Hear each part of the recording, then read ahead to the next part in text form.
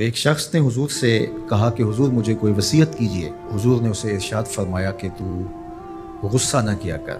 اس نے پھر کہا مجھے وصیت کیجئے، تو آقا کریم نے پھر فرمایا غصہ نہ کیجئے۔ اس نے پھر کہا، یہ بات ایک بار نہیں، اس نے کئی بار حضور سے پوچھی۔ وہ کوئی اور وصیت طلب کرنا چاہ رہا تھا کہ یہ تو ٹھیک ہے، کچھ اور وصیت بھی کیجئے۔ اس سے ایک تو اس شخص کی ذاتی صورتحال ایسی ہوگی، اور دوسری یہ ہے کہ اس نصیحت کی اہمیت کے پیش نظر کہ غصہ جب انسان کو آتا ہے تو وہ مغلوب ہو جاتا ہے اور بہت غلط فیصلے کر بیٹھتا ہے۔ اس لیے بار بار ایک نصیحت پر تاکید کرنا اور اس کا تکرار کرنا اس امر کی طرف توجہ دلاتا ہے کہ ہمیں معاملات کے اندر بہت معتدل رہنے کی ضرورت ہوتی ہے۔ جو شخص غصے کو نافذ کرنے کی طاقت رکھتا ہے، ایک تو ہوتا ہے کہ بندہ غصے سے خود اپنے آپ کو بے چین کرے گا، لیکن اپنے غصے کو نافذ نہیں کر سکتا، غصہ نکال نہیں سکتا، خود پیچ و تاب کھائے گا۔ لیکن یہ وہ شخص ہے جو غصے کو نافذ کر سکتا تھا، اس کے پاس طاقت تھی، لیکن اس نے اس کے باوجود غصے کو ضبط کیا۔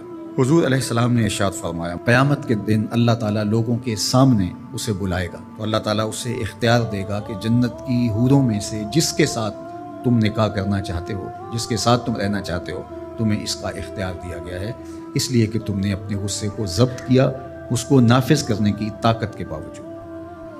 اور ایک روایت حضرت سلیمان بن سرد رضی اللہ تعالیٰ عنہ سے مروی ہے، کہتے ہیں کنت جالسا مع النبی صلی اللہ علیہ وآلہ وسلم، میں حضور علیہ السلام کی مجلس میں بیٹھا ہوا تھا۔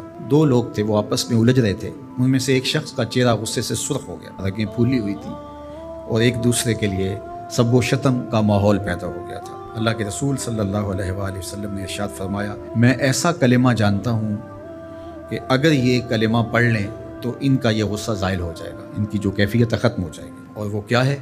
اعوذ باللہ من الشیطان الرجیم۔ یہ پڑھ لیں تو جو ان کے اندر ہے وہ چلا جائے گا۔ تو لوگوں نے اس شخص کو کہا جس کی رگیں پھولی ہوئی تھی اور غصے سے اس کا چہرہ سرخ ہوا جا رہا تھا کہ تعوذ پڑھو، اعوذ باللہ من الشیطان الرجیم پڑھو۔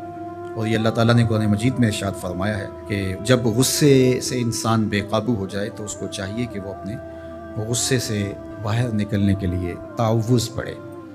ایک روایت میں ہے، اللہ کے محبوب نے ارشاد فرمایا، تم میں سے اگر کوئی شخص غصے میں آئے تو وہ خاموش ہو جائے، تو خاموشی سے غصے کا لیول نیچے آنا شروع ہو جائے گا۔ اور ایک روایت میں ارشاد فرمایا، جب تم میں سے کوئی شخص غصے میں ہو تو وہ کھڑا ہوا ہو تو وہ بیٹھ جائے، اور اگر اس کا غصہ اس سے زائل ہو گیا تو ٹھیک، ورنہ لیٹ جائے۔